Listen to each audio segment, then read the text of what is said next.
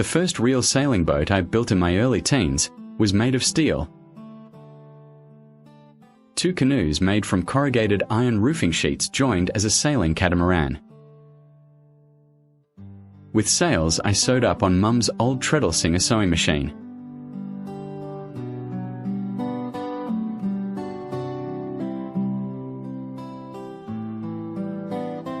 The idea caught on, with a couple of my mates emulating.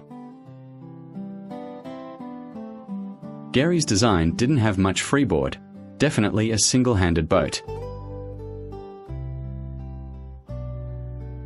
In late teens, I graduated to the 16-foot skiffs, where I really learned the true skills of sailing fast boats. On Defiant, owned by Bob Kears and crewed by me, Hans and Frank.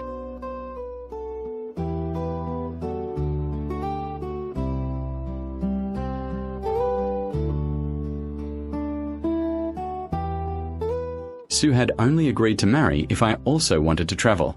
So, picking a time on the water in a boat, I suggested we build a yacht to sail the world. She thought about this for a while, then wanted to know more. The deal was done. I bought a Gwen 12 to teach Sue how to sail.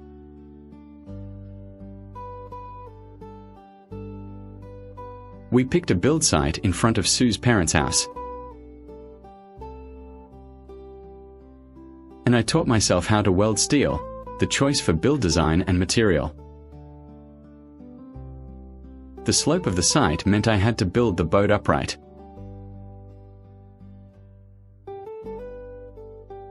Starting with the keel. "Hey mister, are you building a monument?" "I hope not."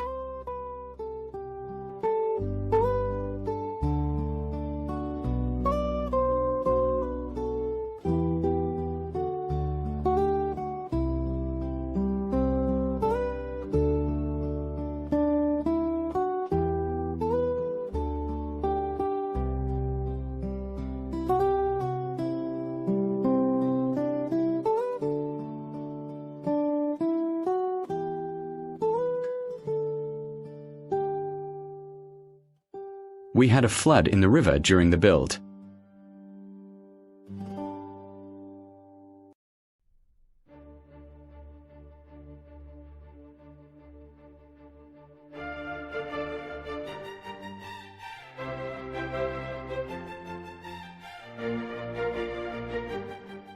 Theoretically, we were clearing debris from the garden trees, not having fun.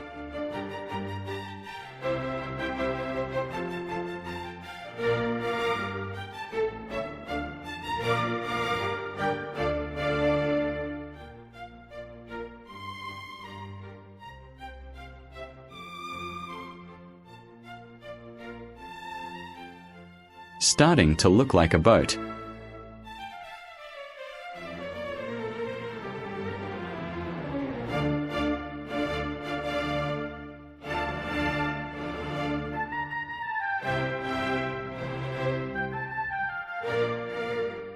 Most steel boats are built upside down, much easier to lift on plating sheets.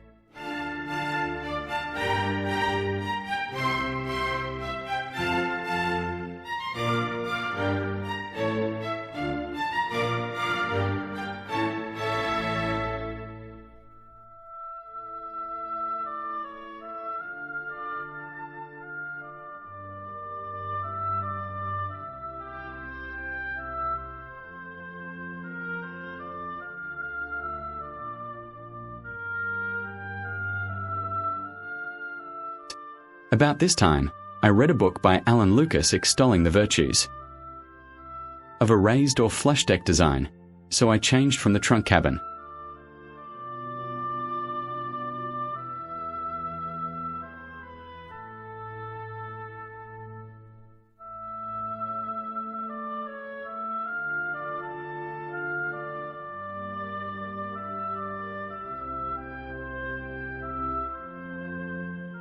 Celebrating the finish of grinding off excess weld bead on the hull.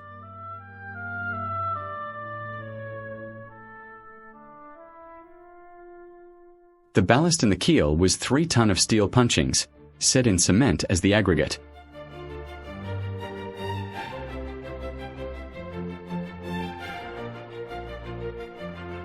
Lifting it up in small manageable bucket loads to be tipped into the keel spaces. It was a long, weary job. And soon we were nearly done.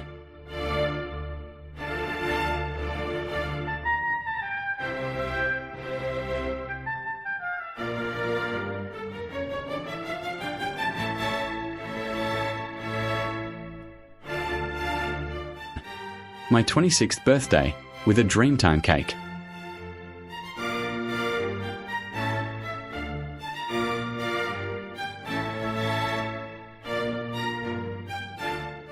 Building the masts.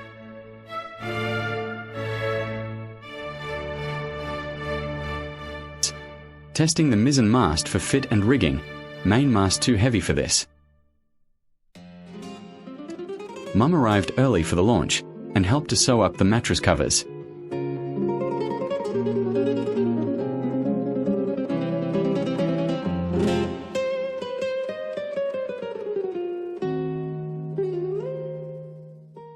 And finally, it was launch day.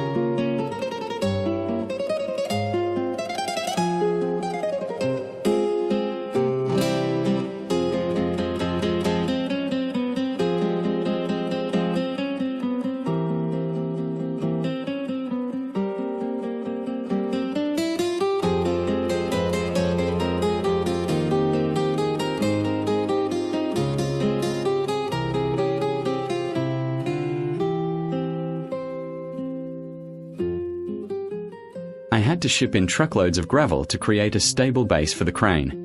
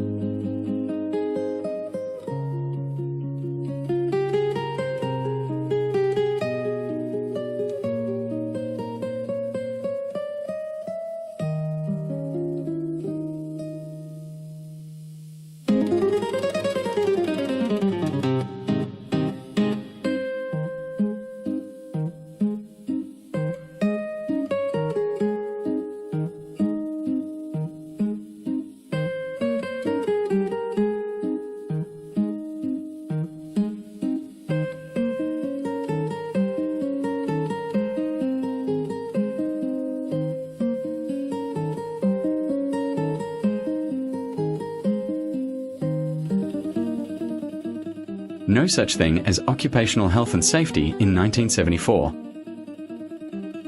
The crane driver said, at that reach, 8 tons was too much for him to lift. So, he had to drag the boat a bit closer.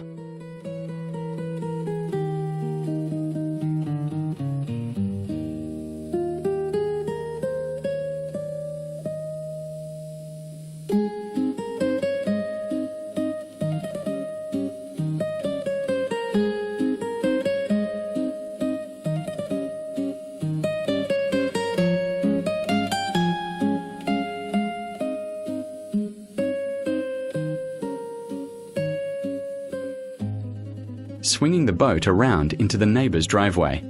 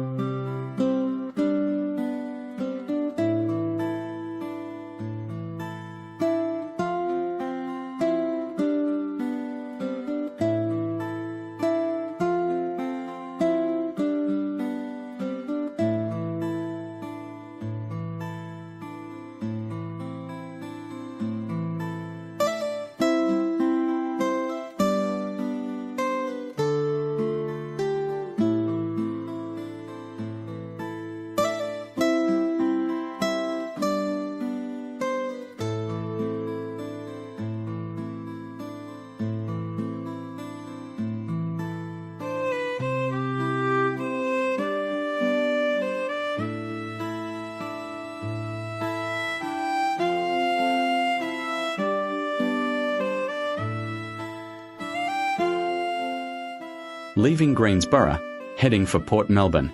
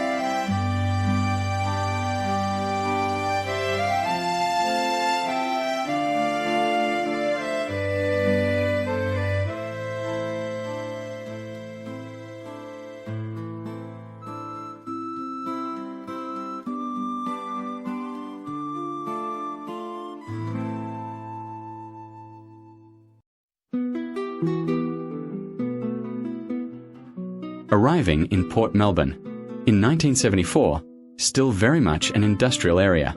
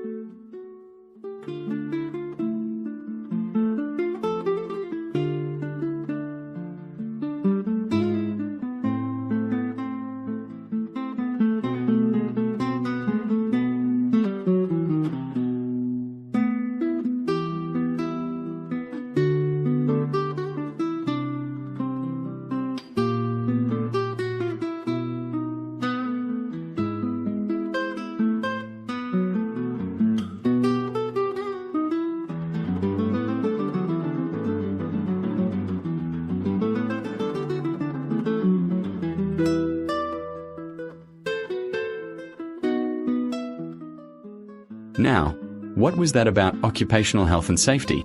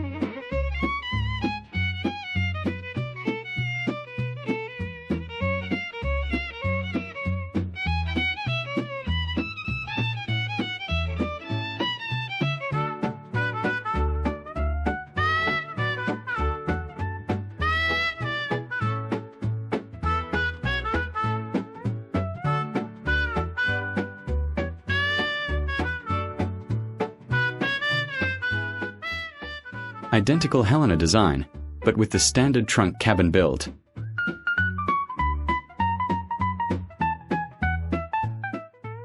The round bilge sloop version called Germaine.